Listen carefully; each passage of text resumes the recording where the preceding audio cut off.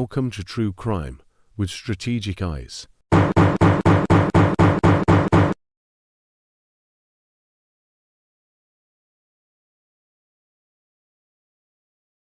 Strategic back again. Quite literally my favorite part of the show. When I say strategic back again and I get my chorus in the background, all those beautiful little kids saying, yeah, because they know that we're here to fight for justice for children. We're here to be a voice for the voiceless. I appreciate you guys for joining me today. I got a really good show for you guys. Last night we went over the prosecutor's response to the defense's motion to try and suppress the seizure of the cell phone. We went through that. We covered it. I gave you guys my opinion on how I felt about the way the phone was seized, that I felt that there were best practices that were not followed, that would have pretty much made the defense's whole argument mute. Sorry about that, guys. Had the noise cancellation. Hope you guys can help me, can hear me better. So anyway, we went through that. I definitely applauded the defense. I think they did an amazing job. Do I have some claps? I think, where are my claps at? Buzz, here. There we go. We got some claps on the soundboard. So we definitely applauded the prosecutor. We think that they did an amazing job. I think that they're gonna just crush the motions from the defense, but I do give credit to the defense for putting up good motions. These are very good motions that the defense put up. The problem is Stephan Stearns is a very evil person and he's not a smart criminal.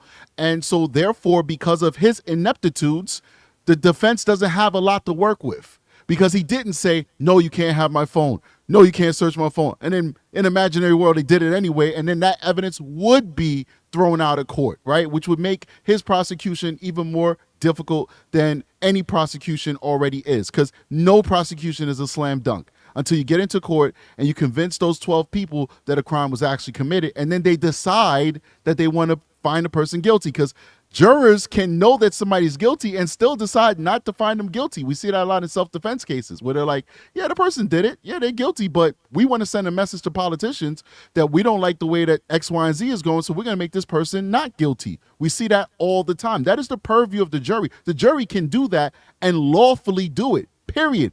It's up to the jury. End of story, right? But in our criminal justice system, there's a lot of things that have to go before the judge first before it meets the jury, and one of those things are these motions.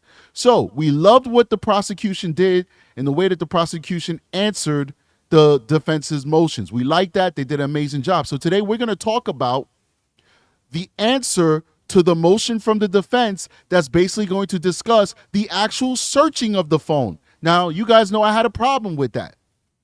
My issue was, why didn't you just get a search warrant? Understand, people, it takes hours to get a search warrant.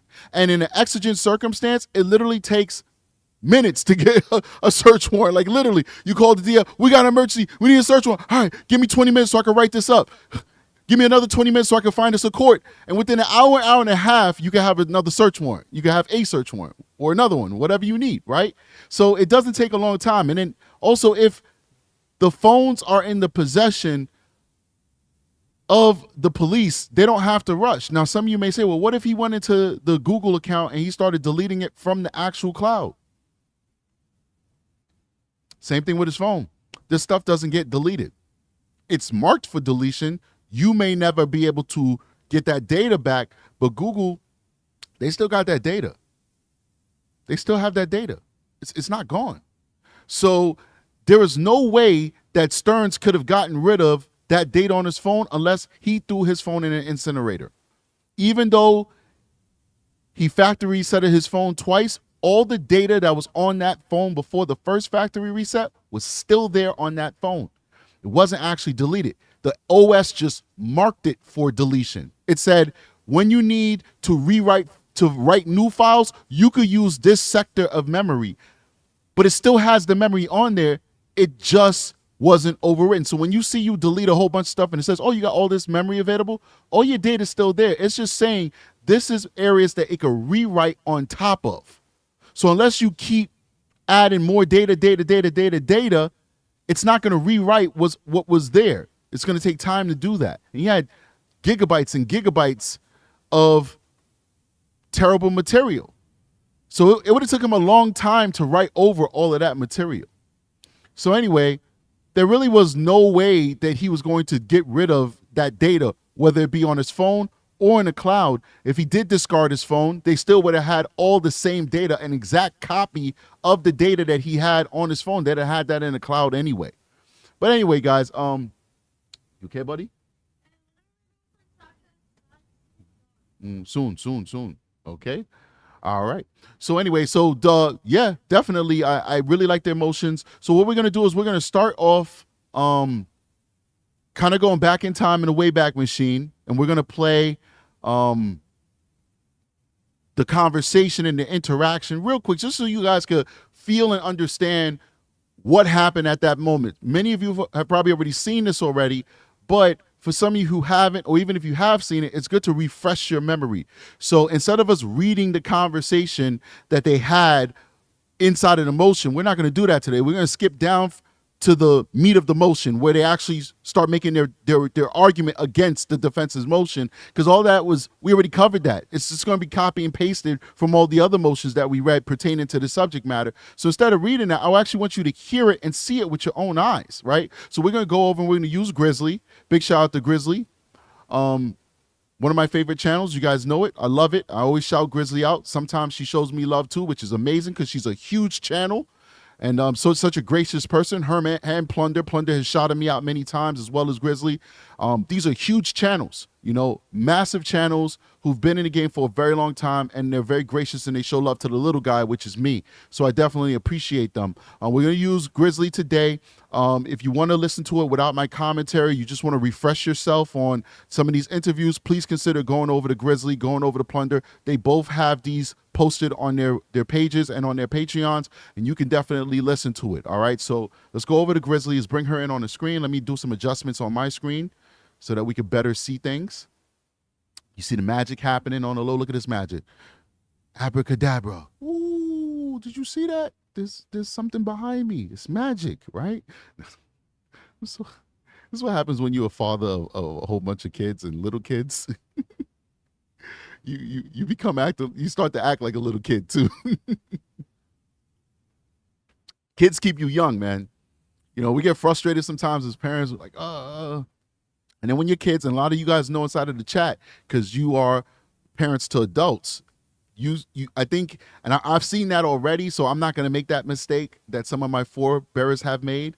You miss them once they're out the house. So when they're with you, you get frustrated. You're like, oh my gosh, I'm always busy. I can't ever have no time to myself.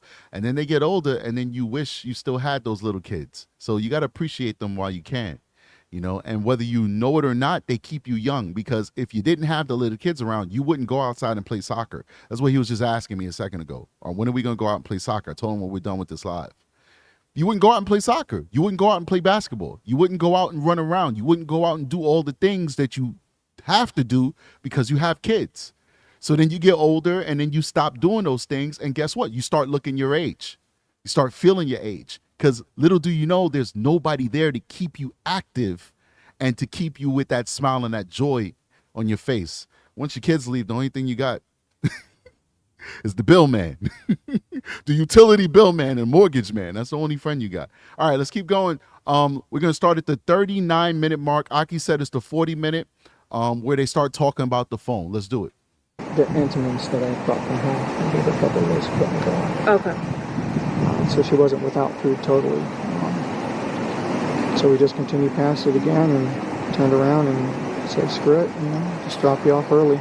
Okay, so you came back around to the McDonald's. And then right onto the school road from there. What's is that back on John Young Parkway? Yeah, back on the John Young Parkway. It comes down here. Mm-hmm. And then here's Town Center again. So then you took Town Center. Yes. The second time around? Yes, and then made a right down to the school. Do you remember what time you dropped her off? I estimated it to be sometime between 8:20, 8:40. Are you on your phone? Do you have Google Maps? I do, but I wasn't mapsing it. Mapsing. Who talks like that? I wasn't mapsing it. I wasn't mapsing it. there's so many. I'm gonna be accused of being toxic again, but you guys know I embrace my toxic masculinity. I'm sorry, my man's man. But he says a lot of feminine things to me. I wonder, does he do it on purpose to kind of make himself seem harmless, to like disarm people? Or is that just a part of his personality? Here's Aki. She's going to say, stop it. Don't do it. Oh, she told me don't forget about the DTMS sound. Good job, Aki. Thank you, Aki. You're right about that. But like, yeah, I mean, he does oftentimes say things that are very feminine to me. Hold on, I got to make a quick adjustment. Give me a second so I could get that DTMS sound. My apologies, guys. I'm going to get us back in there, but I definitely need that sound. I love it. It's my favorite. Let's go here. Where is it? This is it right here. Does that make sense? Yes, it does. It makes a lot of sense. All right, let me go ahead and set it up, and then we'll jump back in there. I appreciate your patience, guys. Thank you so much. Okay. Boom. And thanks, Aki, for reminding me, because there would be 1,000 times I need to play it, and I'm like, oh my God, I didn't have it up. All right. But yeah, like, so back on cue. He says a lot of feminine things, like the mannerisms and the things that he says. I think he does that purposely so he could disarm you. So he can make you think, oh, I'm harmless. Because when we look at femininity, we look at it as safe, as non-threatening. We all know women got a lot of tools in their toolbox. If a woman want to destroy you mentally, she could destroy you. Like, women are potent with the psychological warfare. Y'all don't have the physicality, but y'all got the psychological warfare. So I'm not saying in any way that femininity is weakness. No. Femininity is power. It's soft power. It's the power that's behind the scenes that make you think you in charge, but actually she's in charge. That's real power right there. So don't get it twisted. But for purposes of this video and Stephan Stearns, I think he tries to make himself at times feminine in order for him to disarm you and make you feel like, oh, I'm not a threat. It is what it is. I don't know. What do you guys think about that? Big shout out to PR in the room. PR, we figured out your gift, so I'm going to be mailing it to you today. I bought it the other day, yesterday actually, and I sent you an email. I don't know if you got it, but PR, we appreciate your patience. I had you waiting for a very long time for your gift because I'm a very indecisive person when it comes to stuff like that. But I found something cute that that I would like for myself, and I bought it for myself, and I said, all right, I'm going to buy two. So we're actually twins because I bought one for myself and one for you. So we're twins. All right, let's keep going. When you're giving her rights, does she sit in the front or the back? She sits in the front. She likes to sit in the front. Do you mind if I look at your maps real quick? Yeah, that's fine.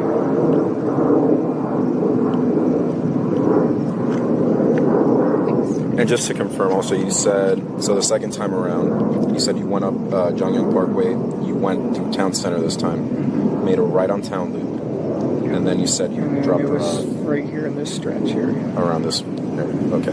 Which was before the underpass? Correct, before the underpass, just before the church. The church was ahead on the left, the underpass was just beyond that, the school was just on the other side of the underpass. So maybe on the left-hand side? Maybe a block away. Okay. And you said that that's typical of her to walk that distance? Yeah, she likes the morning walks when it's cool. She doesn't like being seen getting out of certain cars. Being a middle schooler, it's an image thing. And she will sometimes like to hang out and wait for her friends. She's known to do that. Okay.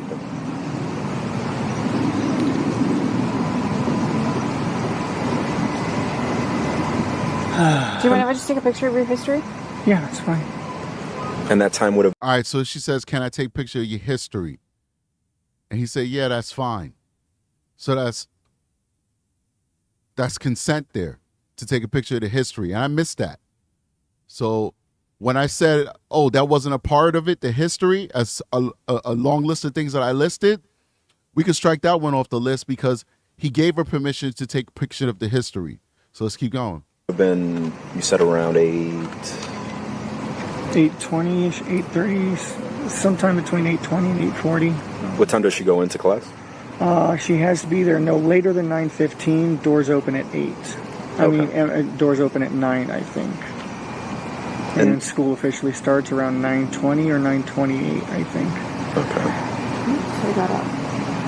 And when you dropped her off, is that earlier than typical, later than typical, around the same time? Earlier than typical. Really? We had made really good time that morning, and with the subtraction of McDonald's, we had more time than usual. Okay. But she said it was okay. She was very confident, convincing that it would be fine.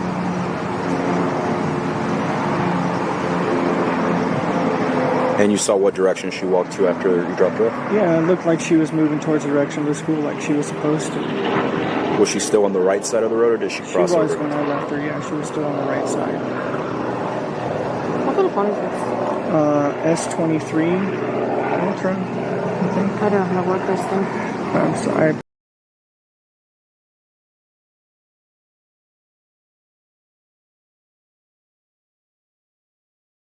barely know how to work it myself. I'm an iPhone person. Is it okay if I go in your settings real quick? I just want to see if you're logged on to your Google. I am. Sorry about that, guys. I muted it so I could talk to my son again, and I forgot to unmute it. My apologies, guys. What was I saying? Okay, so this is that part that just played was the part where she said, hey, you know, what kind of phone is this? He says the S23. Then she says, well, I don't know how to work this. I'm an iPhone person. I'll bring it back just a second. Is that earlier than typical, later than typical, around the same time? Earlier than typical. Really? We had made really good time that morning, and with the subtraction of McDonald's, we had more time than usual. Okay. But she said it was okay. She was very confident, convincing that it would be fine.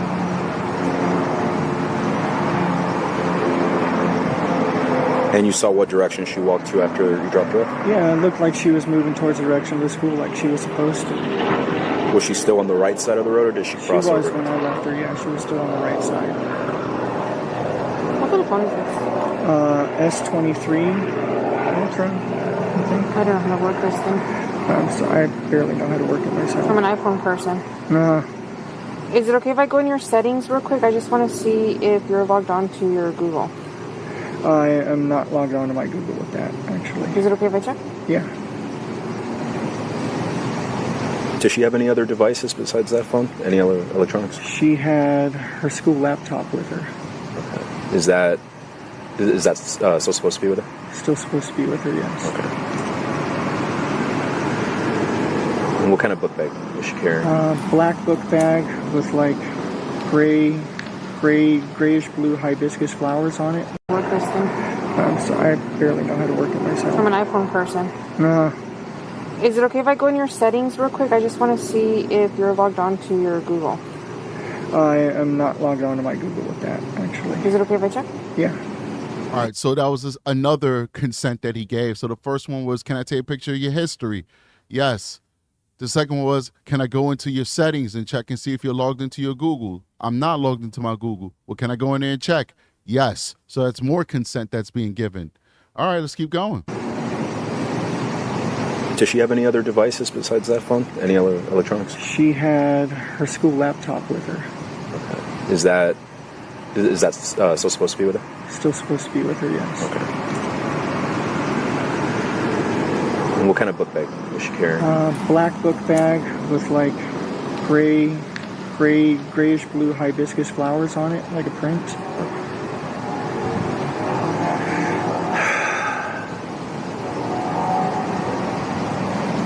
When she leaves in the mornings, where does she usually put her phone? Either in her backpack or like her back pocket. Kind of wherever she just thinks to put it at the time. Hold on, I don't know how to use this phone.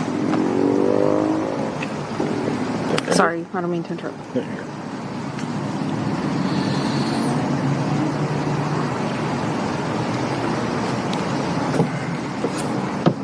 I want to know what that's all about with the whole paint all over her belongings. Like, what was he trying to accomplish? Was he trying to like make it more look like trash? Because he comes off to me as somebody who overthinks things, but he thinks he's smart. But so he's overthinking it, but he's dumb because we're not going to fall for it. But it's like he's thinking, well, if I do this extra thing, it's going to look more convincing that this is just trash. Like, I'm thinking like that's why he did it. Like, he can just throw the stuff in the dumpster. Mind you, you have access to cars. If you were smart, you would just put all the stuff into the car and you go dump it anywhere. Literally, like, the police aren't psychics. Like, if you just pull over somewhere without a camera and you dump stuff, nobody's gonna find it. Like, if you walk to a bum, excuse my language, people are gonna say, don't say bum and me, unhoused people, strategic. Listen, I have never ever said that I am some vanguard of morality, okay? A bum is a bum. But anyway, Aki's gonna get mad at me. She's gonna curse me out again.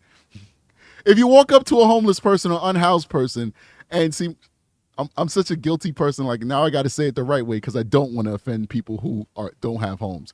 And you give them the prop and you're like, yo, here's a book bag. That's gone. The police will never get that.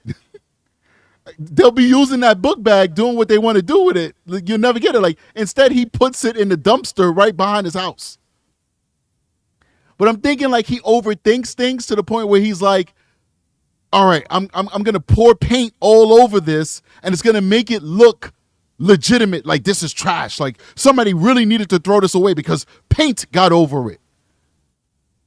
But I'd like to hear from his words why he decided to do that.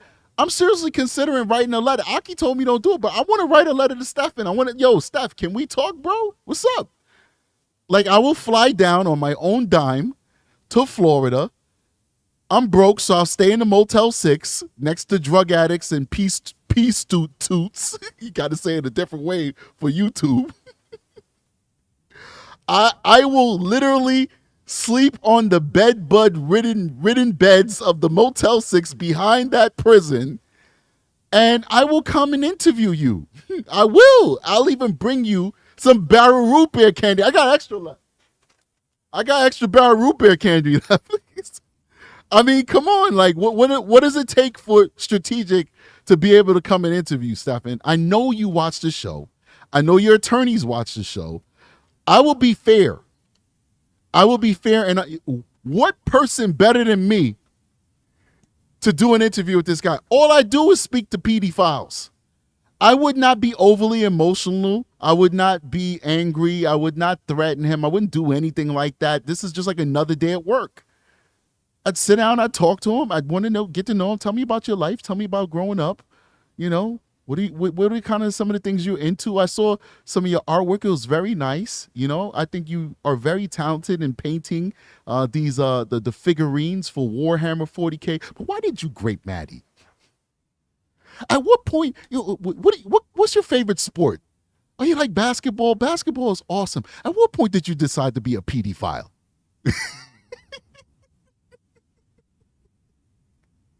Come on, man. Somebody set it up. Somebody set it up. I want to interview Stephan Stearns. Let's keep going. I know you've probably been asked already, but she's never ran away or been away for longer than a certain period of time, amount of time, nothing like that. I think she'd know what to do if she did run away. She's not the type. She's a good kid.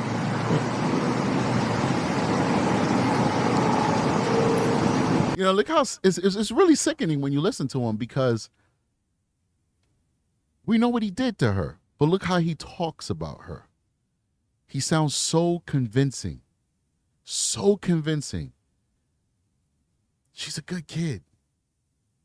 I don't think she'd know what to do if she ran away. She's a good kid. Big shout out to DH with the Cash App. Thank you so much for showing the love. He sounds so convincing. He sounds legitimately concerned in that small little segment there. He sounds emotional. He sounds like he has love for Maddie. He sounds like he knows Maddie, but we know what he did to her. And that's what makes Stephan so diabolical. There are other people who have done what he did, and we could give them even more deference than we give Stephan Stearns, because at least they sounded remorseful. There's like, I don't know why I did it. I'm a monster. I'm a terrible person. You know, I'm going to plead guilty. You know, it is what it is. But he tries to make it seem like he didn't do what he did to Maddie. And that's what makes him so diabolical. Let's keep going for a few more minutes, and then we'll go over to the motions.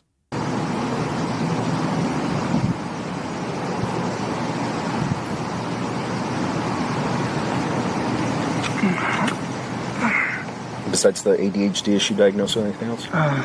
Yeah, she was tested a while back and had some symptoms of autism, so she's potentially on the spectrum there. Okay. She was officially diagnosed with it when she was younger, and then she was retested and said, well, she shows symptoms of being on the spectrum, but maybe not full-on autistic.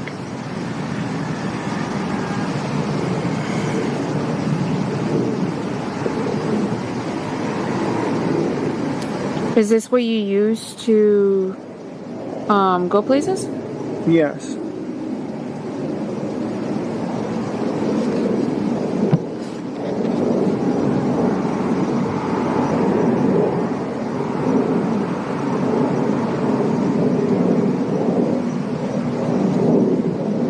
Go places, search addresses, look at store hours, write reviews.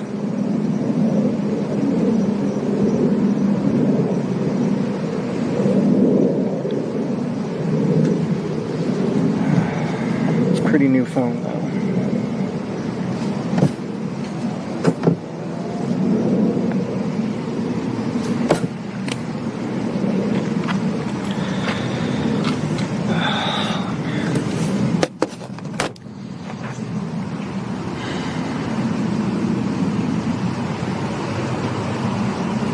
Have we had any updates? We literally have like 50 people right now on scene looking. I don't know if there's any updates. The best person would be the other detective because he's Because you guys can't see, but like over here, I lost my stream again. Like I told you guys, it's been happening a lot. So can't wait to transition to this new computer. Hopefully we can get that done tonight. But yeah, let's let them finish their statement and then we'll go over to the motions. He's the one that is in charge of all this.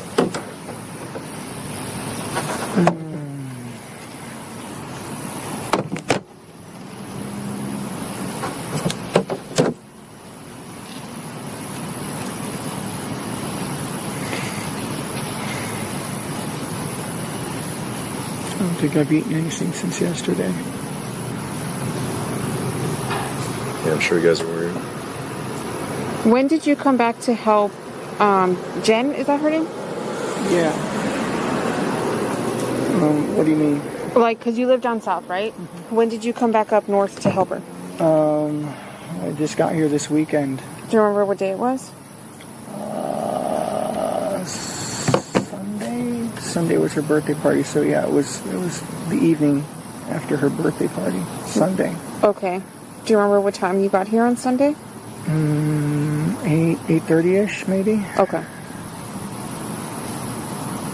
Just in time to make sure that she was doing all her nighttime routines. Wait.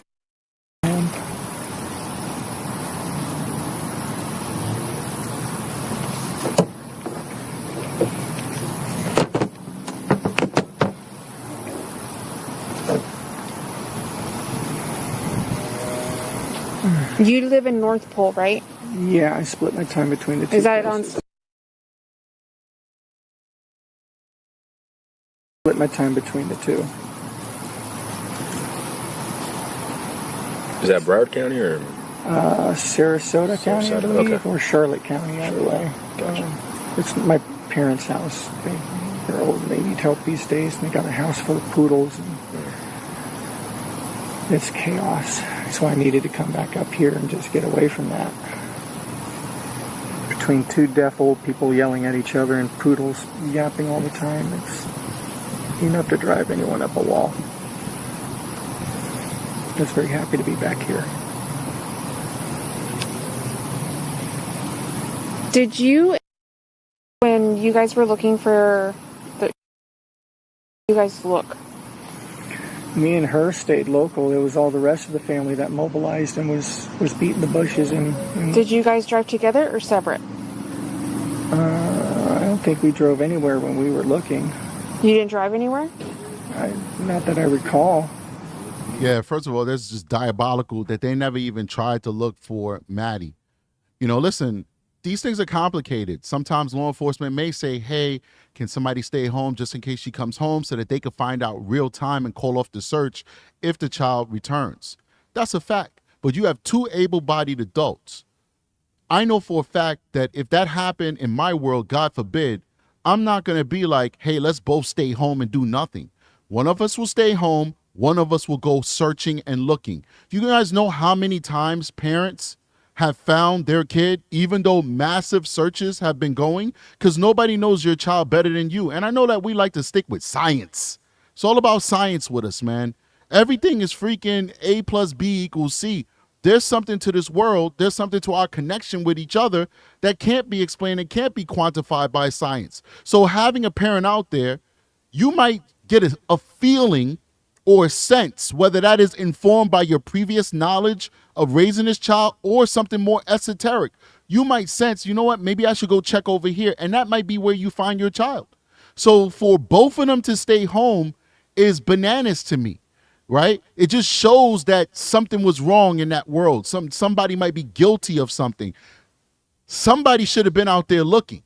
But yet, both Stephan Stearns and Jen Soto chose to just stay in the house and sleep. Or just stay in the house, period. Instead of going out there and trying to find Maddie. Now, we know why Stephan didn't want to go anywhere. Because we know what Stephan did. But Jen? Yeah, well, we don't really know what motivates her. But we do know that that's not what a mother would typically do. I want to give a big shout out to some of the folks who showed love to the channel. First of all, a generic white female is celebrating 6 months as a patrol member.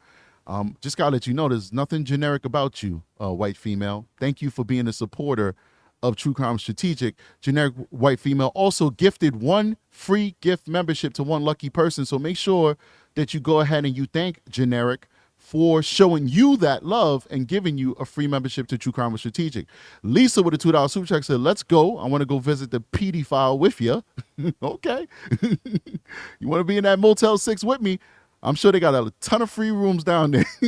We'll go in there together like a powerhouse. Tag team them. Detective Tagler and Detective Acosta 2.0. Let's keep going. Marcia Kepler with a $10 super chat says, new to the channel. Love it. Thank you so much, Marcia, for supporting the channel and for being new and appreciating what we're trying to do and what we're trying to create on this channel. R. Rocco is a new recruit member. Appreciate you. Jamie MP with a $3 super sticker. Thank you so much, Jamie, for showing support and just being there for us on this journey and constantly supporting us. We do appreciate you. Tara Simmons has just upgraded her membership to patrol level, and I love that, what do they call that, like a screen name emoji thing? I don't know. It's got Goku in it, and I love Dragon Ball Z. Anyway, and A-Lady 747 has just signed up as a recruit. A-Lady has been with me for years. I think maybe 5 years. Since my entire time being on YouTube. She wasn't my first subscriber. The first subscriber that this channel ever had was Erica B, who you'll find as a moderator right now inside of the chat. It was my first subscriber. But A-Lady 747 definitely was with me when I had less than 20 or 30 subscribers. And she stuck with me ever since. And we've had debates and we've had arguments and we've had all kinds of stuff because she's a very strong-headed person on her politics, and we've clashed over that. But one thing I respect about A-Lady 747 is regardless of whether we agree or disagree on topics, she always sticks around, man, and always shows me love, man. This mic that we're talking on right here is a $500 mic, and A-Lady 747 put up the majority of the money for this mic. Hundreds of dollars she donated to the show for this mic, even though she didn't agree with everything I had to say. That's the America we should be building for. So many times I'll do 1,000 shows and I'll have one person like, yeah, I agree with you, Strategic. Yeah, you the man. Yeah, Strategic. Love what you're saying. Love what you're doing to these PD files. And then I'll say one thing that the person doesn't like, and it's like, oh my God, you're the worst, Strategic. How did you say that one thing? How do people like that survive in this world? We got to have nuance in this world. I love people like A-Lady 747 where we could agree to disagree and still have mutual respect for each other. If the whole world thought like that, we would have no war, no famine, no poverty, no nothing but utopia. Obviously, we don't have a utopia because people don't think like that. So anyway, 2 more minutes and then let's go to the motions. Did you guys go anywhere last night? Was that media? Maybe. I think Fox 35 or something. If it is, let me tell them to move the Okay. I don't recall. You have to ask her if we went anywhere. I don't recall. I was so zonked out on Ativan at that point. Okay. She said it was a wreck. I don't. And this would have been when? I don't recall us going anywhere last night, but honestly, at that point my brain was mush and I was on so many tranquilizers to keep me stable. This is what I wanted to hear. I've been playing this all along. I know a lot of us has heard this already, but I wanted to hear this part where he's talking about his brain being mush. I'm bringing back just to 48. We'll let that thought play out, and then we'll go to the motions, okay? I appreciate you guys for your patience. You guys are amazing, but I wanted to hear this. Is that Broward County or? Sarasota County, I believe, okay. or Charlotte County, either way. Gotcha. It's my parents' house. They're old and they need help these days, and they got a house full of poodles, and it's chaos. So I needed to come back up here and just get away from that. He's such a liar. When he's at his parents' house, they're pretty much not motivating him to do anything. They're just letting him live his life like a potato in a couch. I know it's couch potato, but I wanted to say it reverse. He's such a liar. Let's keep going. Between two deaf old people yelling at each other and poodles yapping all the time, it's enough to drive anyone up a wall. I was very happy to be back here. And of course, we all know that that's a lie as well. He doesn't have old people who are half blind and senile running around, all that extra stuff. His parents got the Ozempic. I'm not trying to play them. That's what they said out their own business, because obviously their doctors said that they needed it. They got Ozempic. They lost tons of weight. They're living their best life. They going through their 40s again. They're in their 70s and they're going through their 40s again. Okay, they losing tons of weight. They living their best life. They chilling. The only problem that these people had was not their health, but was their son. Their son is the one that brought complication to their life. Their son is the one that's stressing them out, okay? These people was living their life, okay? Let's keep going. The only burden is Stephan Stearns with his $50 every other day. Oh, yeah, I love you guys. Oh, God, praise Jesus, mommy. Praise Jesus, daddy. And can you put $50 on my book? You guys ever seen South Park with the Loch Ness Monster? $3.50? I play it for you guys, but then I get copyright. He's like the Loch Ness Monster. Go look that up. Loch Ness Monster, $3.50. Go look that up, and that's Stephan Stearns. Can I get $3.50? Can I get $3.50? $3.50? But replace $3.50 with $50. Mommy, I love you. $50. Daddy, I love you. $50. How's your day today? $50. Praise Jesus. $50. That's Stephan Stearns on those jail calls. Let's keep going. Did you, when you guys were looking for you guys look? Me and her stayed local. It was all the rest of the family that mobilized and was beating the bushes. And Did you guys drive together or separate? I don't think we drove anywhere when we were looking. You didn't drive anywhere? Not that I recall. Did you guys go anywhere last night? Was that media? Maybe. I think Fox 35 or something. If it is, let me tell him to move. Okay. All right, so she steps away. Let's go to the 1 hour mark. Aki just reminded me the 1 hour mark is where he talks about resetting the phone. And I want to definitely play that. Once again, big shout out to Grizzly, Grizzly True Crime. This is her video that we're watching. Wow, such an amazing source of information. Please go subscribe to Grizzly True Crime's channel. I'm a big fan of her channel. I will pump her channel. I don't care. It doesn't benefit me in any way, but what benefits me is having an educated audience, because a smart audience, a less ignorant audience, is an audience that you can actually rationalize with, and an audience you can actually vibe with. And I'm trying to vibe with you guys. I'm trying to talk to you guys like you guys are law enforcement professionals. So the more good channels that you watch, channels that give you facts, the easier it is for me to talk to you as a law enforcement professional. So if you're in tune to Grizzly True Crime, if you're in tune to Plunder, if you're getting the facts, then it's easier for us to have this conversation. So I'm not going to gatekeep, not that I could because my channel's tiny compared to this. I'm going to lead you to water. You the horses, and I'm going to lead these horses to water. It's up to you if you want to drink. It's up to you if you want to drink. Remember this. When you're on these YouTube streets searching for knowledge, all that glitters isn't gold. There's a lot of channels out there that glitter. They look nice, they sound nice, but that doesn't mean that they're gold. Strategic eyes will only send you to gold. Let's keep going. It was so pretty, it reminded me. I told her I was very proud of her. Does she have, does she like video games, anything like that? She does like video games, yeah. She plays Roblox, Minecraft. I think those are the two big ones that I know of. You don't know if her to like ever have any friends on there that she talks to, anything She like that? does. She does group chats. She does like voice chatting too on it. Usually with like her cousins or her friends, and they'll all be playing Roblox or something, and, yelling at each other on the phone.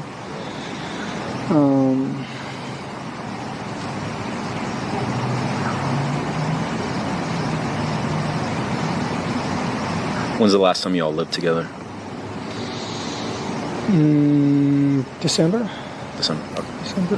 And you said the reason was for your parents down there? Yeah, going down to help them because they're getting on in age and they're making their end-of-life plans and they need someone to help out.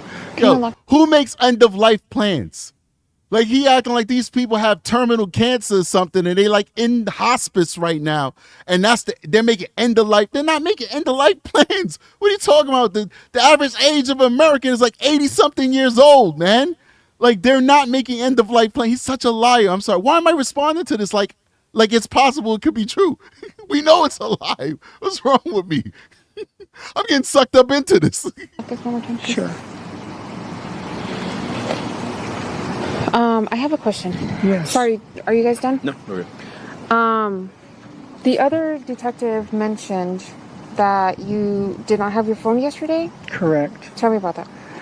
I left my phone at home in the morning too. I was so busy riding her to the door on time that I left my phone. She left her phone. We both left our phones. Did you have your phone when you went to the smoke shop? Not the first time after I dropped her off. I was still without it. I got my phone and went back to the smoke shop later when I got home. And then I also noticed, I was checking your call history. I noticed that you don't have anything before this morning. Debs in Space says convenient. Just as convenient of Jen Soto arriving to the school approximately an hour to an hour 15 before dismissal, never seeing Maddie walk past her, the bell rings, and then 5 minutes later she leaves. How convenient. Let's keep going. Is that unusual on your phone? No, it's a new phone. Stupid. I went to do an update yesterday morning, and I don't know what the fuck. Pardon me. I don't know what the heck I did, but somehow during the massive OS update, I managed to factory reset my phone and lose all of my contacts, all my information. What time was that? Do you remember? Oh, sometime while I was hanging out with Jen. Jen might know. I looked at her and said, "What did I just do?" Okay. She might know better. I don't know what time it was. It was when I was here. All right, so I posted the conversation on the screen. You can see the excerpt. This is the excerpt that they took out for this motion. And this is partly why I'm playing this, so that you guys can hear in real time what he's saying that's also used in this motion by the prosecution to say, hey, listen, rule against the defense, deny their motion. Or rather, it's not a motion, it's an answer to the defense's motion. Before I go any further, I got to show big love to a White Shield member, our highest tier. Actually, no, Detective Squad is the highest tier, but a very high tier of True Crime Strategic. So White Shield says, Jeanette Mason, member for 1 month, says, I have a 24-year-old daughter and a 22-year-old son, and if they were missing, there would be no sleeping or eating. I would be nonstop till I found. I agree with you 1,000%. Just to explain to you guys what White Shield is, in my department, before you could become an actual detective, you have to be promoted to detective. You are a trainee, and you're called a White Shield because you still have the shield of a cop. All right. And so you're walking around doing investigations, training on investigations. Then you get your own caseload and you're running your caseload and you have to call yourself police officer because you haven't been promoted yet. And so you're a white shield. And then they'll call you that. It's kind of like hazing a little bit. Not hazing. Maybe that's the wrong language. It's just kind of like a rites of passage. So they're not going to call you this. You're a white shield. Your white shield, do this. Your white shield, do that. Your white shield, blah, blah, blah. That's how you're referred to. Right. And then you get promoted and you get admitted into the club. And then you become a detective. And then automatically after that promotion, they don't talk to you like that no more. You're not a white shield. Now it's detective. And you feel that. You feel that in your soul when somebody calls you detective. Because it doesn't matter whether you're dealing with a Fortune 500 CEO, a low-income household, middle-class household, rich household, black, white, Spanish, gay, straight, trans, doesn't matter. Everybody respects detective because they understand that you represent the law and you also represent thoughtfulness and fairness. And they understand that they expect you to be fair to them and to be just with them and respectful to them. And I love that. I love that people give me the deference when I meet them that I'm going to be fair and just to them. They're not going to assume anything about me. There are people out there who hate cops. And then when the detective comes, it's like, well, you're different. You know, I'm going to cooperate with you because I understand what you're trying to do. You're trying to administer justice. And really, all cops are trying to administer justice. I'd hope that all cops could be treated with respect. But I do see the difference of how I'm treated as a detective as opposed to how I was treated as a patrol officer out there or even a member of that elite gun unit that I was on. You know, they definitely didn't like me on that unit. Anyway, big shout out to you. Thank you so much for being a White Shield member and supporting the channel. Londonberry with $1.99 super chat says, Stephan Grim Reaper Stearns. I hear you. And I ain't mad at you. I hear you. And what is this one? Jeanette Mason with a $9.99 super chat says, how does a mother sleep not knowing where your child is or if they are safe? Both are the biggest POS. I hear you, Jeanette. And I agree with you. All right, let's keep going. Here with Jen. Okay. I don't think I have any other questions. Do you, Louis? I don't know where my head was yesterday. It was so far up my backside. It's okay. We understand. In the meantime, while we're waiting. All right, so this is the part where with the last consent, right? And then we're going to go to the motion. You guys hearing it? This is the last consent. For all this to get sorted out, I am going to hold on to your phone, okay? I'll give it back to you when we're done. Okay? Do you have any questions for us? How long are you gonna need my phone? I'm not sure. I'm waiting for my supervisor to call me. My dad. It's just my dad's using that to get a hold of me and get updates. They can call Jen's phone. Okay. Did the other detective give you his business card? I believe so. Okay, well here's mine in case you want it for any reason. Okay. Okay? Do you swear that everything you told us is true? Yes. Okay, thank you so much. Thanks for your time. We appreciate it. I know it's a little hectic right now. And I know you were about to head somewhere. If you can just hang tight and refrain from going back in your car, please. Uh-huh. Does that make sense? Oh, yeah, it's fine. I was actually going to move it over a spot. No, just leave it here. It's fine. Thank you. All right, that's cool. All right, let's go over and let's do these motions. So because we watched that, we don't have to go through the process of reading a lot of that stuff. We're just going to go straight down to the arguments. All right, let's do it. Consent. Appreciate you guys for joining. You guys are amazing. 49 minutes in, we finally get into the motions. 500 people still here. Please hit that like button, support the channel, guys. Hit the like button, support the channel. Please. We want to get into that algorithm. Consent. Warrantless searches are per se unreasonable pursuant to the 4th and 15th Amendments unless there is a recognized exception in the warrant requirement. Consent is a recognized exception of the warrant requirement. The standard for measuring the scope of the consent given under the 4th Amendment is objective reasonableness. The state has the burden of showing by clear and convincing evidence that the defendant's consent to search was freely and voluntarily given. All right, you got to show that this person wasn't coerced, wasn't threatened, nothing. They literally just out the kindness of their heart decided to give you this. That's really what they're looking for. They're looking for you to say, I have no reservations whatsoever. You may search my phone. That's what they're looking for. For a search to be deemed involuntary, the court must find that the defendant's will was overborne and his capacity for self-determination critically impaired. Let's keep going. The question whether consent to search was in fact voluntary or was the product of duress or coercion, expressed or implied, is a question of fact to be determined from the totality of all the circumstances. While knowledge of the right to refuse consent is one factor to be taken into account, the government, and this is interesting, while knowledge of the right to refuse consent is one factor to be taken into account. And I told you guys that my department's policy is that you have to ask the person if you have consent, and then you have to empower them by notifying them that they have the right to withdraw consent. Does that make sense? Right? Ooh. Let me take this call right here real quick. Might actually be in a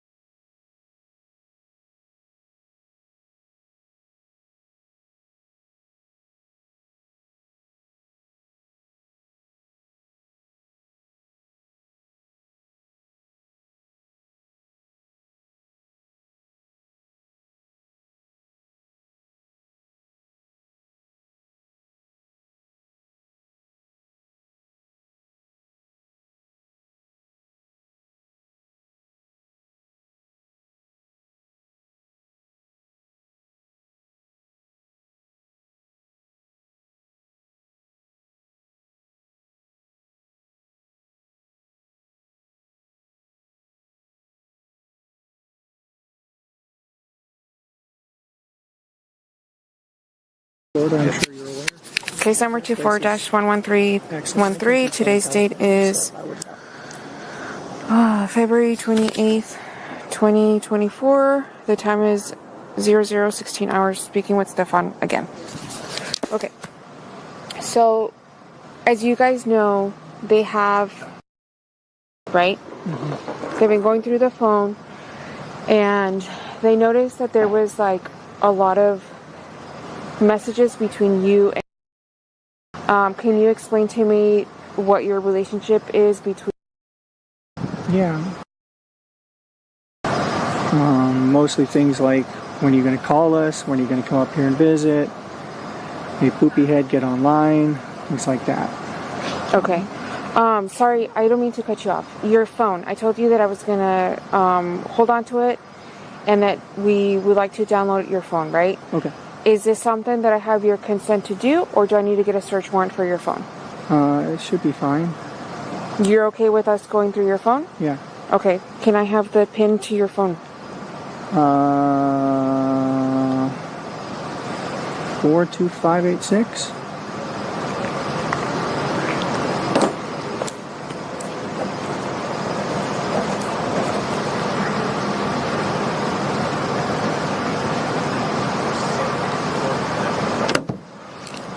Four 2586.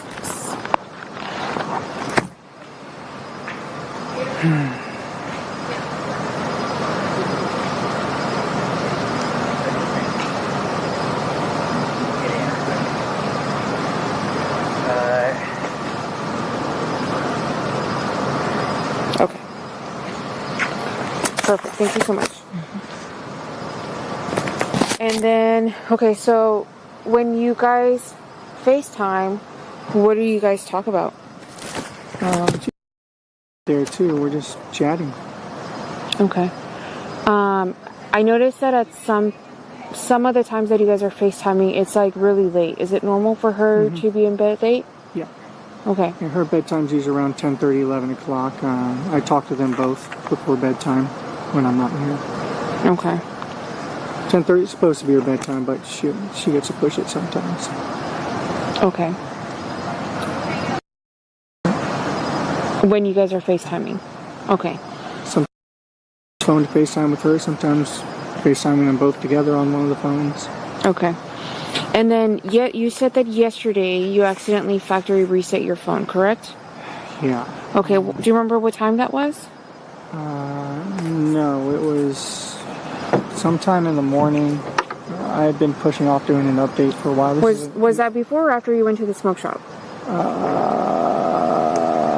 Before.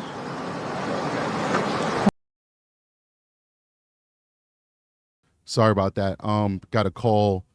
Tenant got into an accident and got hurt badly. So I just needed to hear that. I appreciate it though. Everybody's fine. It's all good, but that was a legitimate emergency. So I apologize for stopping the show. But like I said, everybody's fine. Everybody is getting the help that they need. So that's what took me away from the show. That's why I started playing that audio. I don't even know what I was playing. Let me play something. But anyway, let's get back to this real quick. So it says, while knowledge of the right to refuse consent, and this is another thing why before I took that call, I was telling you guys that you have to tell people that they have a right to rescind consent. You have to explain that to them. You have to make sure that they have that knowledge that they have a right to rescind consent. I didn't hear that at any point from Detective Tagler telling, Stephan Stearns that, hey, you know what? You can rescind consent, right? You don't have to allow me to do this. And that's a big thing. And the prosecution even made mention of it in their motion, but let's see how they're going to overcome it. So the right to refuse consent is one factor to be taken into account. The government need not establish such knowledge as the sine qua non, I'm not an attorney, I'm sorry, of a non-effective consent. As with police questioning, two competing concerns must be accommodated in determining the meaning of a voluntary consent, the legitimate need for such searches, and the equally important requirement of assuring the absence of coercion. And that's another reason why I wouldn't even bother getting voluntary consent from the guy, because he could rescind consent, which would make you just take it anyway. I would just simply say what I said in yesterday's live. Hey, listen, you're the last person to see Maddie. You know how this goes. You watch TV. You watch True Crime with Strategic. You know that you are going to be a person of interest at the very least. And you just told me that you accidentally erased your phone. Well, guess what? We're going to have to take this phone and we're going to have to search it. So I'm going to be confiscating this phone.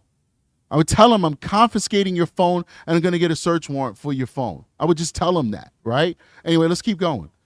In determining the voluntariness of the defendant's consent to search, the court must look to the following factors. 1, whether the defendant was free to leave. 2, did you guys feel that? I'm asking a question. I'm not putting something in your head. I'm literally just asking you a question. Do you believe that Stephan Stearns was free to leave at that moment? I'm just asking you guys in the chat. What do you think? 2, whether there was any coercive police procedure. 3, the extent of the defendant's cooperation or his awareness of the right to refuse. Do you guys believe that Stephan Stearns believed he had a right to refuse giving his phone to Detective Tagler? I'd like to know that too. What do you guys think about that? 4, whether the defendant could have refused to consent. Do you guys think that he could have refused to consent? These are really good questions. We're going to explore it because the prosecutor is going to have to answer that. Does that make sense? 5, the defendant's education and intelligence. Now, we know that Stephan Stearns loses on that because he's the dumbest guy on the planet, right? He's just the dumbest guy on the planet. So we know that, but we're not going to say that he's intellectually impaired to the point where he could not make decisions, right? But we do have to say he's pretty low on the IQ scale, all right? We'll say scale. 6, the defendant's belief that no incriminating evidence would be found. All right, the defendant cites that Raleigh versus California for the foundation of their argument and that law enforcement overreached the consent given by the defendant and Detective Tagler should have instead obtained a warrant. I agree with that. Now, I don't think it's enough to throw it out, but I do agree that it's best practices to get a warrant, okay? In Raleigh, the defendant was subject to an arrest for a weapons violation after a traffic stop. The defendant's cell phone was in his pants pocket at the time of the arrest and was seized by law enforcement. Law enforcement searched the defendant's cell phone incident to an arrest. You're not supposed to do that. But let's keep going. There was no warrant for the search of the cell phone, nor was there consent from the defendant. The Raleigh court does discuss many considerations when dealing with digital data. However, the defendant's reliance upon the court's ruling is misplaced. Detective Kagler was not searching the defendant's cell phone incident to arrest. That's correct. She didn't do that. In fact, the defendant was not under arrest. That's also correct. Detective Kagler was viewing data on the cell phone pursuant to the defendant's consent for her to do so. And he did give consent for her to search certain things. The Raleigh court did not declare law enforcement must always get a warrant before searching the cell phone as claimed by the defendant. In fact, the Raleigh court recognized that even though the search incident to arrest exception does not apply to cell phones, other case-specific exceptions may still justify a warrantless search of a particular phone. One well-recognized exception applies when the exigencies of the situation make the needs of law enforcement so compelling that a warrantless search is objectively reasonable under the Fourth Amendment. So this is interesting because they're going to say, I think they're going to kind of argue now that there was a sense of exigency involved in this case, which one might say there was because you had a missing little girl. Let's keep going. The Raleigh court then gives hypothetical examples of exigent circumstances, exceptions, and fact-specific threats that may justify a warrantless search, such as a child abductor who may have information about the child's location on his cell phone. The scope of consent to search is generally limited to when a reasonable person would have understood to be the object of the search during the exchange between that person and the police. See Jacob and State. Law enforcement officers are not required to inform citizens of the right to refuse to consent to a search. That's interesting. Because my department says that we have to, but it might just be a department thing and not law. So I'm learning something right here. Okay, let's go. The scope of the consensual search is determined on a case-by-case basis. At least that's what this case law says. There's always case law that contradicts stuff. This is really weird how the law works. But anyway, the standard for determining the scope of the consensual search is objective reasonableness. What a typical reasonable person would understand the exchange of words under the circumstances to mean. It's a good argument that they're making. Like, that's why I believe that the defense is going to lose. It's a good argument. Now, the next one is limited consent given by defendant during the interview with Detective Tagler. How are we doing in the chat? You guys okay?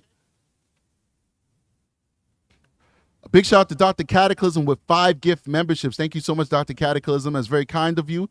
He's always coming through showing that love, man. We appreciate you, Dr. Cataclysm. So make sure that you thank Dr. Cataclysm if you are one of those lucky recipients of a gift membership.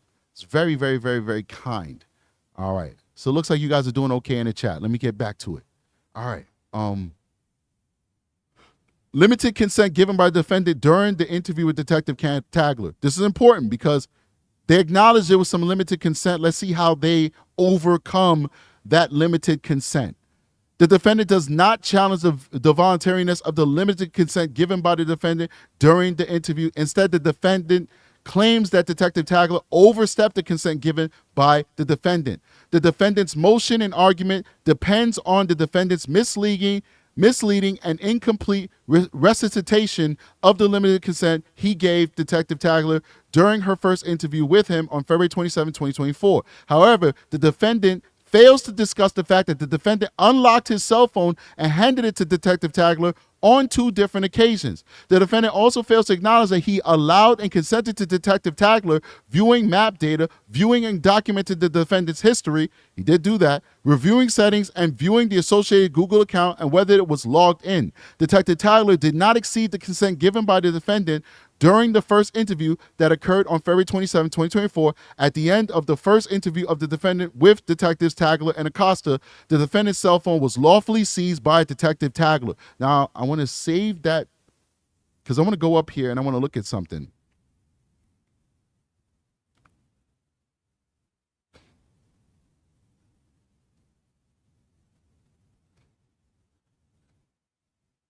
All right, so I'm looking over here with the first line here with Tagler. Says, I'm sorry, I don't mean to cut you off your phone. I told you I was gonna hold on to your phone and that we would like to download your phone, right?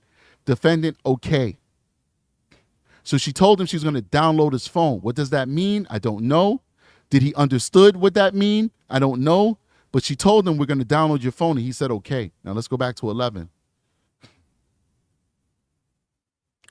At the time the defendant's limited consent was given, the defendant was free to leave and did. The defendant was not in custody nor placed in handcuffs. There was no coercive police tactics or procedures utilized by Detective Tagler or Detective Acosta. The defendant provided Detective Tagler with his cell phone and unlocked it for her twice. The defendant was cooperative with law enforcement and in his actions and his statements. The defendant was not specifically informed that he had the right to refuse to consent. However, it was implied in the questioning that occurred prior and during the limited search. The defendant could have refused to allow Detective Tagler to review the contents of his cell phone during the interview. I want to go back up here real quick and read something. Okay, cool. The final factor for this court to consider in determining the voluntariness of the defendant's consent to search is whether the defendant believed any incriminating evidence would be found in the place to be searched. Quite frankly, the defendant believed that there would be no incriminating evidence located on his phone because he had factory reset his phone twice on the day of the homicide, believing he destroyed all the incriminating evidence. I think that's definitely a good argument to make. Defendant's consent to a forensic download of his phone. This is important. This is the actual download of the phone. This is cell-brighting that phone without a search warrant, which is not common practice. Guys, please hit that like button, support the channel so we can get into that algorithm. Hit the like button, please. Let's keep going. Next, the defendant's motions turns to the consent given by the defendant for the full forensic download of his cell phone. The defendant gave consent to law enforcement to download and go through his cell phone during the second interview by Detective Tagler and Acosta on February 28, 2024. The consent was obtained from the defendant at approximately 12:17 a.m. outside of the residence of Jen and Madeline Soto, Madeline Soto. Defendant frequently visited.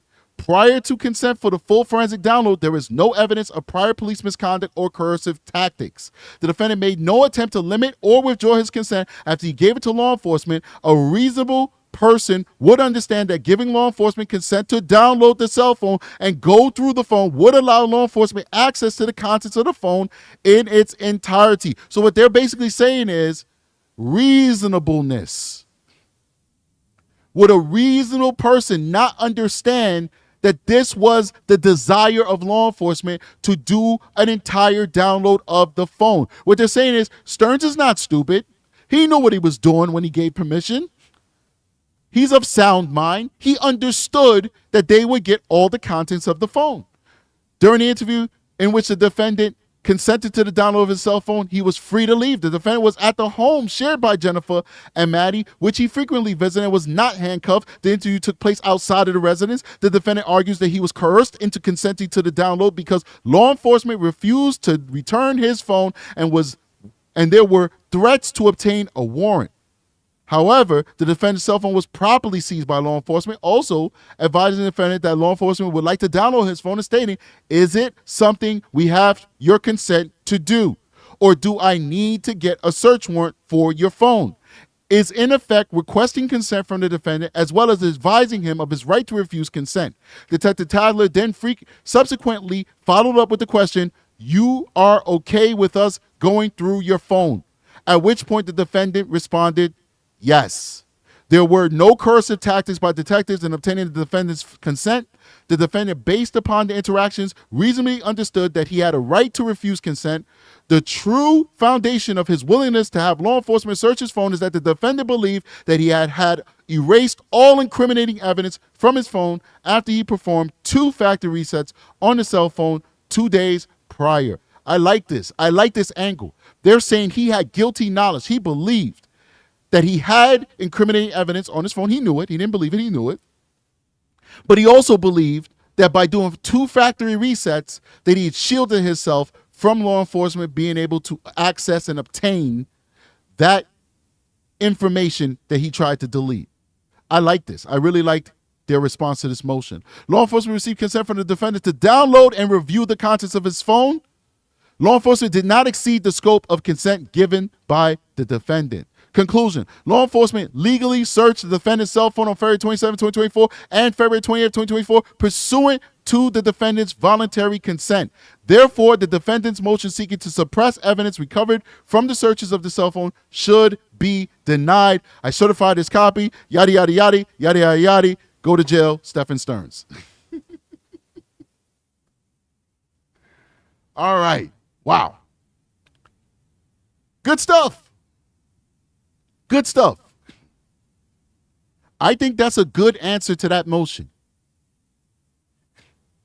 I think it's a good answer. I think it's a winner. I think it's a good response. I think any reasonable person would look at the interaction that they had and say, okay, consent was given.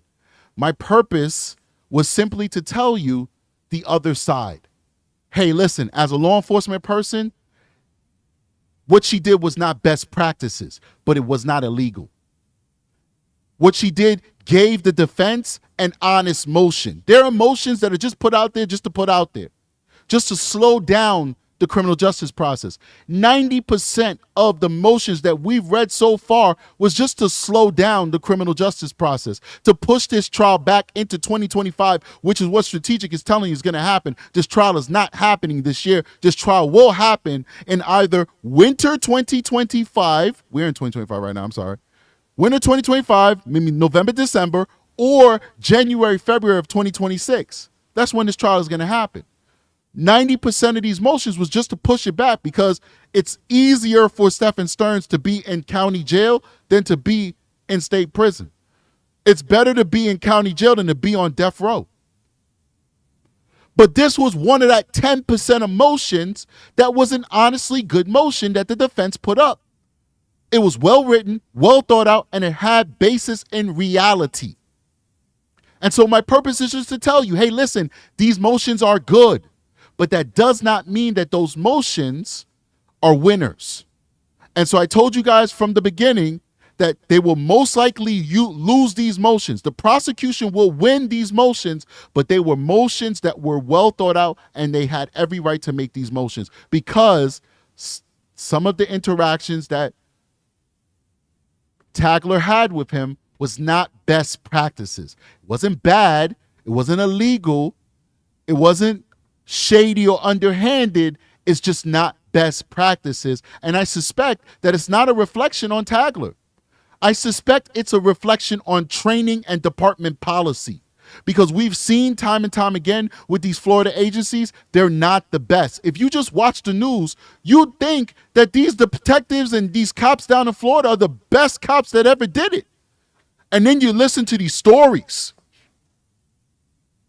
You listen to these stories and you listen to how they failed so many victims. And then you're like, oh my God, they're not doing a good job down there in Florida. That doesn't mean all law enforcement in Florida is not doing their job. Of course not. We got to support our men in blue, green, because they got all kinds of colors down there. They like green a lot. Green and blue. There's no bigger support of law enforcement than me. This is a law enforcement channel. But we got to call things out. If it looks like a duck, walks like a duck, quacks like a duck, by Jolly, it's a duck. And we're seeing time and time and time again how law enforcement is failing victims. Remember the story that we covered with the young lady? I think that was a members only. Let me go ahead and look at my catalog because I want to say her name. I still want to talk to that girl.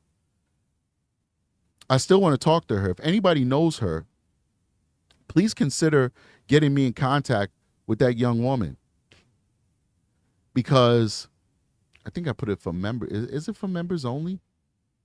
I don't know if it's for members only. Let me look though. This little girl was failed by Sheriff Grady. She was failed by Sheriff Grady. And you would think that Sheriff Grady is like the vanguard of all that we'd like to see in law enforcement officers, yet this girl was forced to be, she went to the police. The detectives basically said she was a liar. She then was sent back to her abuser. She had to record her uncle doing the worst to her to then go back to the same police that said, we don't believe you, and say, yeah, you don't believe me? Watch my uncle doing these things to me. Watch it with your own eyes. Her name is Taylor Cato. Taylor Cato. She had to go back and say, watch him. You don't believe me? I told you. I described it to you. I was brave enough to describe my abuse, but you didn't believe me. So watch it with your own eyes. And only after they watched it with their own eyes did they believe her and finally give her justice. Guys, how Sheriff Grady failed this little girl. From the horse's mouth, you can hear crime at Sheriff Grady. It's because he never apologized publicly. He never did. He never came out and said, you know what? The buck stops with me. We made a mistake on this little girl. I apologize. This will never happen again. These are the systems where he never did. He never did. They never talked about any change or anything like that that they implemented to make sure that the betrayal that happened to this young lady would never happen again. What about Taylor? You failed her? What about her? Why punish me? What did I do for you to punish me? But Taylor Cato's just to make sure, because I'm just skipping through, they convicted her of lying against her uncle. This was a biological uncle that got custody of her because stuff happened in her home that she needs to get out of. And he was like, I'll take her in. And he starts graping her. And then so she goes to the police and she reports it. They don't believe her. They convict her of lying and then forced her to write an apology letter to her victimizer, to her uncle, saying, I'm sorry, uncle, for what I did to you. Extraordinary case raises questions about how, despite Sheriff Judd's tough-on-crime rhetoric, his department treated a child victim as a criminal. Nothing that I did was I in the wrong. It's so at all. sorry for her. Taylor had a traumatic childhood. The state took her away from her birth mother when she was 7 due to violence and neglect at home. After a year and a half in foster care, she was adopted by her great-uncle, Henry Cato, and his wife. Little cutie pie. But within months, she says he began sexually abusing her. Yes. I kept it secret because going through foster care, it was already so much of a traumatic experience that I was scared to go back.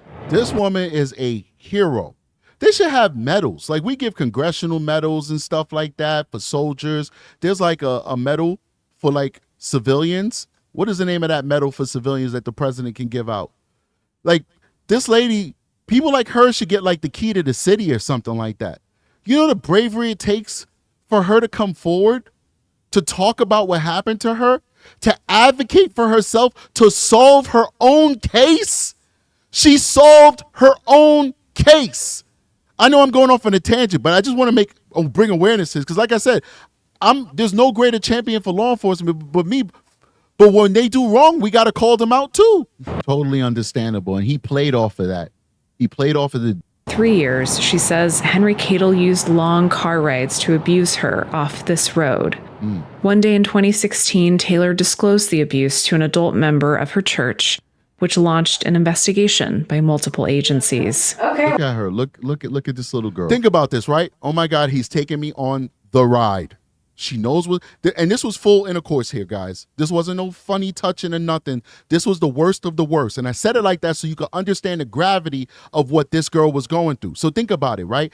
He's taking me on the ride, right? This is after you already reported it.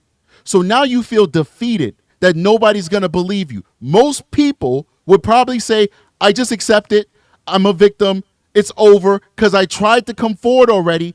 And not only did they not believe me, but Sheriff Grady Judd's office found me guilty, recommended me for prosecution, and the county attorney found me guilty, or rather made me plead guilty.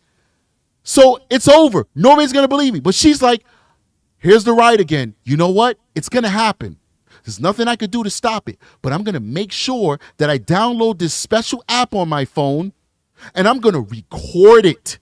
You guys understand the bravery that takes for this person to do this. And she did it. She did it. You're looking at her in an interview, not now, but before, as a woman. Remember, when this happened, she was a youngster. Let's keep going.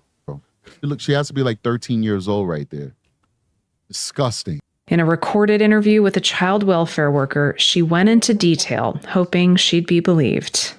And he pulled over on the side of the road and told me to get the front seat. But in a separate interview recorded by Sheriff's Detective Melissa Turnage, the tone turned confrontational. If you're mad... Remember that name? And she's still a detective right now, still doing sex crimes investigations from my understanding. If I'm wrong, I'll correct myself. Never received any discipline, never received any retraining, never nothing. No policies were ever put in place by Grady, Judd, to make sure that this never happens again. Listen to it. Because you got your phone taken away, let's say that now and be done with it. From the get-go, she was... See? She's coercing her to retract her statement.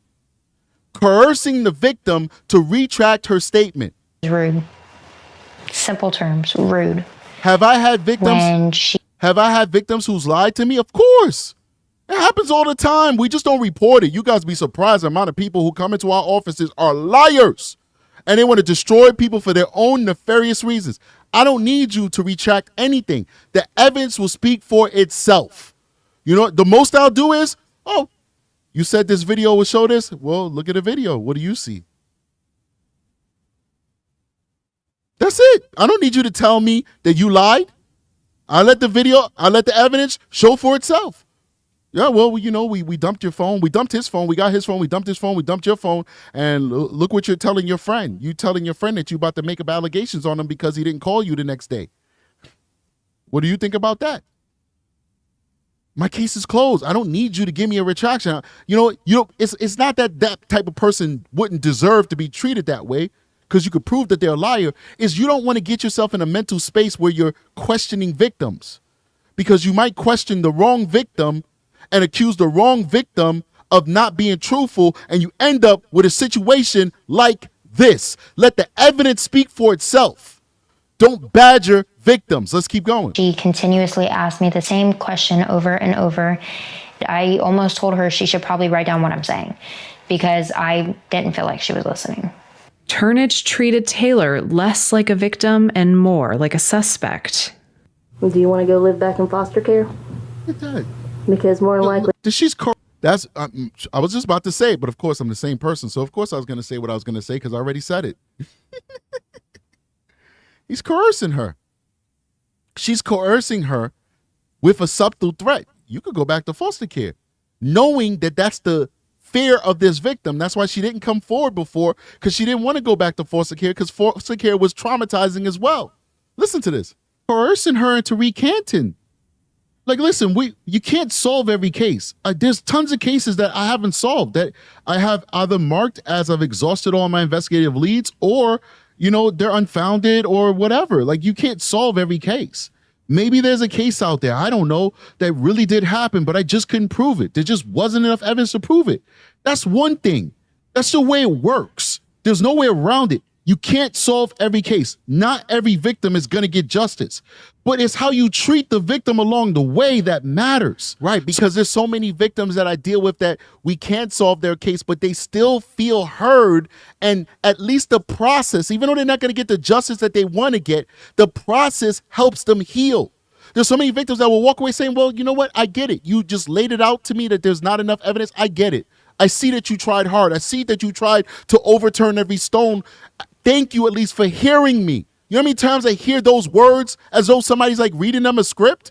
Thank you for hearing me. I feel heard at least. The process at least puts them on the road for healing. You don't badger them and treat them like they're all liars. So I played this just to give you an example of how you cannot for 1 second believe that Florida's got it all. If you want to watch this is in my playlist. It's called Sheriff Grady Judd Failed Victim Taylor Cadle. I definitely would implore you to go back to that in my archives and go view that. It's a really good video. But my purpose in playing that, I'm not going to play the whole thing, it's over now, is to show you that Florida doesn't have all the answers. And this is no knock to Florida because I love what they're doing with other aspects of the criminal justice system. I love the fact that they got capital punishment for these pedophiles. But they don't have all the answers. And a lot of their officers are not well trained. And they really need to focus on training in Florida, especially when it comes to dealing with victims, especially when it comes to ex abuse. I played another video for you guys, which I'm not going to play, but it's also in my playlist, where we did a reaction to a police body-worn camera where an officer is explaining to a victim how often they get these allegations, and most of them are not true. What? What are you doing? And then they are allowing a juvenile victim to be with her abuser, and then the mother of the girl's boyfriend comes up and says, listen, I don't want to tell you guys how to do your job, but you guys, she's saying that this guy over here is ex-abusing her, and you guys have her with him right now. Like, that doesn't seem right to me, and I think it might be traumatizing her even more, and she's over there hyperventilating right now because she's next to her abuser. You guys want to do something? You guys want to separate them? And the guy goes, oh, listen here, don't tell me how to do my job, and I'm not going to tell you how to do your job. I don't come to your job and tell you how to do your job. That was this officer's answer. That's what this sheriff's deputies, and guess what sheriff was? Orange County Sheriff's deputies. The same deputies that work with Detective Tagler and Acosta. Orange County Sheriff deputies told that lady, don't tell me how to do my job. And they left that victim with that dude. And guess what? He was molesting her. That guy was arrested for molesting her. And the only time that they took him down and put him in handcuffs was when he spit on an officer. So it took him to assault an officer for them to do their jobs. But when he was assaulting that girl, wasn't a big deal to the Orange County Sheriff's Department. So don't think for 1 second that these officers down there have it figured out, because I could throw out 1,000 different circumstances where they don't, where they're doing a terrible job. We're not going to do a call-in show today, guys. I appreciate you guys for watching. Please make sure you hit that thumbs up. I love you guys very much. I really appreciate you. You guys are amazing. You guys make it worthwhile coming here and doing this show. Make sure you hit the like button. Make sure you become a member of the show to get exclusive content. And make sure that you join our Patreon. Our Patreon has even more exclusive content. And I think it's a little bit more personal on the Patreon. So I do appreciate all my Patreon members who are watching the show right now, and all my members who've come in here to show me some love. I appreciate you guys immensely. I'll see you guys on the next one, man. Strategic is out of here. Peace.